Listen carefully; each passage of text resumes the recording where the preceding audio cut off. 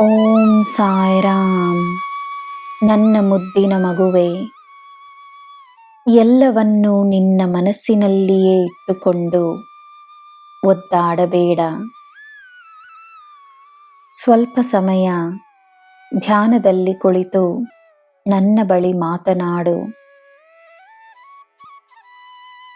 ನನ್ನನ್ನು ಒಂದೇ ಸ್ಥಳದಲ್ಲಿ ಕುಳಿತಿರುವ ಕಲ್ಲಿನ ಮೂರ್ತಿಯಾಗಿ ನೀನು ನೋಡಿದರೆ, ನಾನು ನಿನಗೋಸ್ಕರ ಏನೂ ಮಾಡುತ್ತಿಲ್ಲವೆಂದೇ ನಿನಗೆ ಅನಿಸುತ್ತದೆ.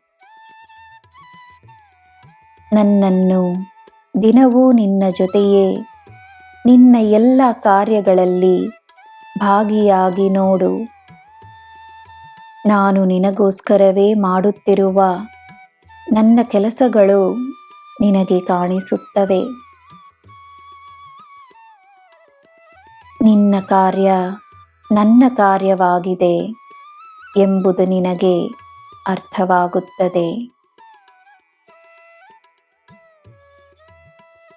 ನಿನ್ನ ಉದ್ಯೋಗವಾಗಲಿ, ನಿನ್ನ ವ್ಯಾಪಾರವಾಗಲಿ, ನಿನ್ನ ಮನೆಯಲ್ಲಾಗಲಿ, ಹೆಜ್ಜೆ ಹೆಜ್ಜೆಗೂ ನಾನು ನಿನ್ನೊಡನೆಯೇ ಇದ್ದೇನೆ.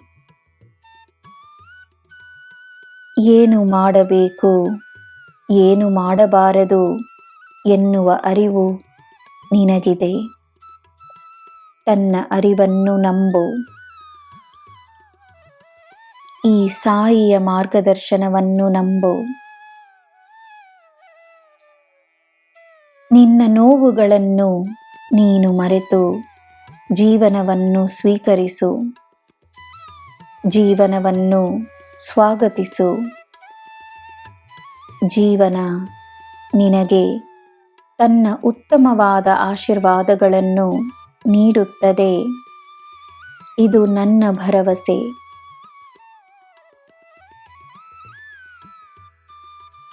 ತಪ್ಪನ್ನು ಮಾಡುವವರು ಒಳ್ಳೆಯವರನ್ನು ತಪ್ಪೆಂದೇ ಹೇಳುತ್ತಾರೆ.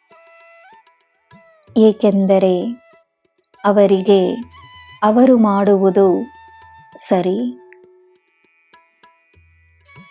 ಸರಿ ತಪ್ಪು ಎಲ್ಲ ಅರ್ಥವಾಗುವ ಸಮಯದಲ್ಲಿ ಎಲ್ಲರಿಗೂ ಅರ್ಥವಾಗುತ್ತದೆ. ಚಿಂತೆಯನ್ನು ಬಿಡು.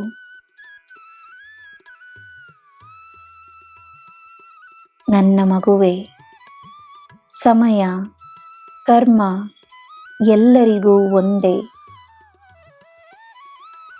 ಹೆಣ್ಣಿಗೆ ಗೌರವವನ್ನು ನೀಡುವುದರಿಂದ ನಿನ್ನ ಗೌರವ ಹೆಚ್ಚಾಗುತ್ತದೆ. ನಿನಗೆ ಎಲ್ಲ ಶುಭವೇ. ಜೈ ಸಾಯಿರಾಮ್.